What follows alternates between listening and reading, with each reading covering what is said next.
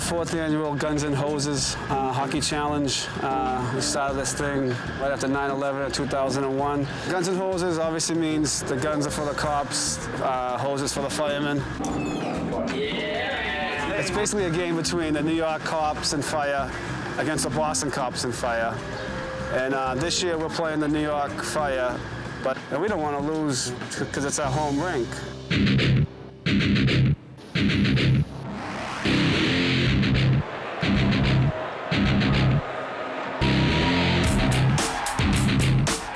All of the money from the Guns and Hoses game goes to charities that benefit the families of firefighters and police officers who died in the line of duty. It's a great game and it's for a good cause. And besides, when Tommy's on the ice, you know things are going to get a little physical. And that's definitely worth the price of admission.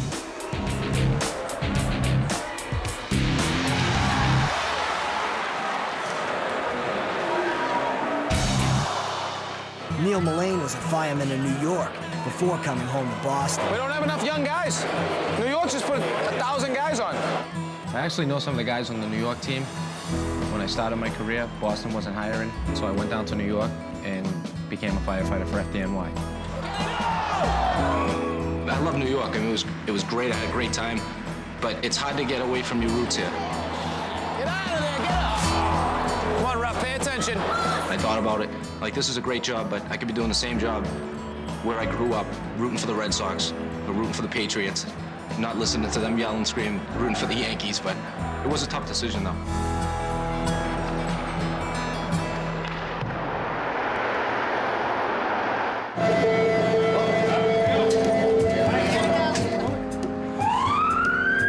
Back at the firehouse, a call comes in for another car fire. Mark, drive for a car fire. Kevin Miner will be manning the pipe. He'll get the chance to use what he learned from the car fire on his last shift. I was driving down Beacon Street and my car started to smoke, and so I pulled over and I saw the flames coming out of the side of the hood. Then it just started to engulf even more. Because the car fire is under control, Lieutenant Colin Kelly decides to train Kevin on how to use another fire suppression agent, foam. We have a new guy, and it's kind of a good drill for him. He gets to see how the foam knocks down the fire quick and smothers it.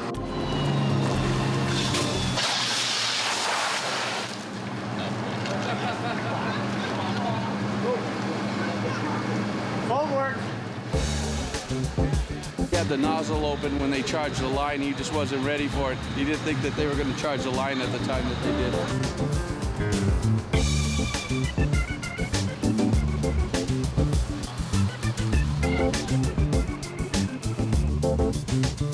It's a pretty common thing, especially sometimes it's done on purpose. You can accidentally squirt somebody.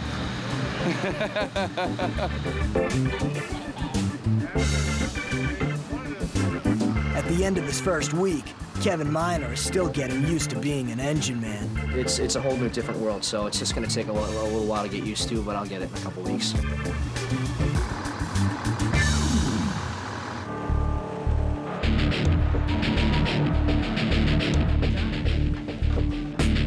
After the second period of the Guns and Hoses charity hockey game, Boston trails the New York Fire Department 2-1. At the start of the third period, the game gets rough. Come on, come on! Hit him, Tommy! That's it, Tommy, don't take no crap from them. Let him go, let him go! Oh, you did not! Tommy went to the net, and there was a little bit of scuffle outside the net. Tommy had to take care of some business.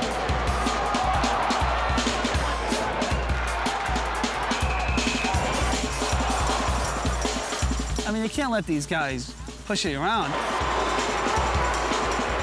The hell with that.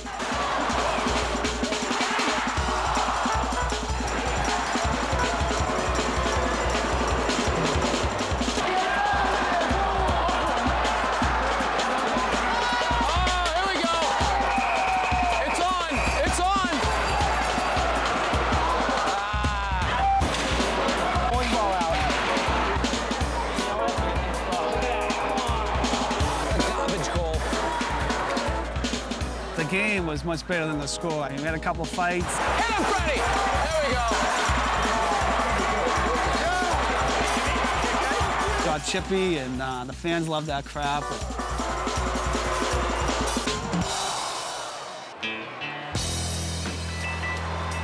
New York beats Boston by a score of 5-1. All right, nice game, guys. Nice game, boys. This game was not Boston's best showing tonight, but they played their hearts out. They did everything they could. New York's strong. You know, Boston played them tough.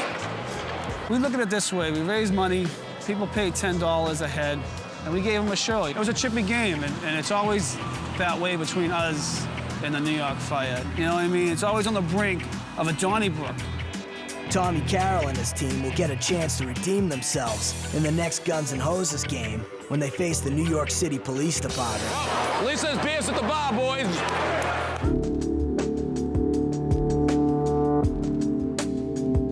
The contaminated gear from the chemical fire has finally returned to Huntington Avenue. We just got our gear back from the Albany Street fire. They had the radioactive material. So the department had some company pick up all our gear, bag it, and ship it off to get cleaned. Where, how, and when, I don't know, but it just came back, so I'm psyched. Open it up and might have his name on it. We're gonna make sure this exposure paper's in for everybody on that job. You know? Yeah. And they finally sent out a list of chemicals. We just want to make sure that the documentation goes in to have an exposure report filed for everybody that was there. The information goes to the fire department, and it goes into the medical office. And maybe years from now, if somebody has a health issue, they'll be able to use that, and if it's in their file, it's documented. My radioactive gloves. There have been fires in the past where firefighters were exposed to hazardous materials, and within 15 years, they were all dead. Hopefully, all our guys are going to be okay, and they'll be around for a long, long time.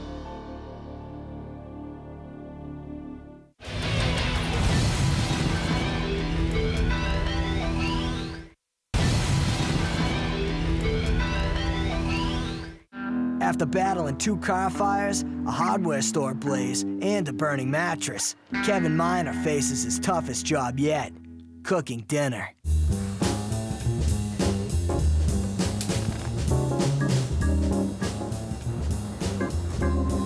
This is my first time cooking in this firehouse. Hopefully I don't screw this up.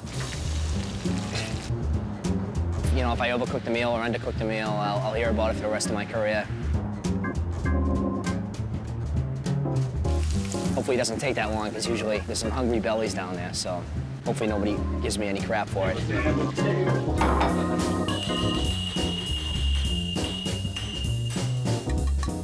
The meal was great. Nobody got sick, no food poisoning. I got a couple of compliments. Boy, this was delicious, thank you. It's the end of Kevin's first week, and it looks like he's going to live up to the high expectations of Huntington Avenue. I'm really happy to be here. I love the house I came from, but I was actually looking for a change, and I'm really happy that I put in for this company.